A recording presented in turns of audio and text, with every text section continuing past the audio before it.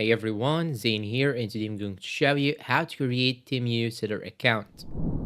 First, you have to search here on your browser for Temu seller login. Then what you should do is to simply click on this link right here, seller on Temu. It will jump you directly to this page. Now you'll have to click on sign up, and here you have to choose your business location, and you should know that it's only available in specific regions. And after you choose your region, you'll have to enter your email or phone number, then click on continue. And after that, you will have the seller account, and when you scroll down right here, you can find more and more info about how to be a seller on Temu, like this one right here, the frequently asked questions. How do I become a Temu seller? You'll just have to do as I shown you, and you will have also to do more and more in order to be accepted as a seller. You will have to provide some business information like the business type, partnership, and provide some seller accounts like certificate type, address, and seller name. And if you want to set up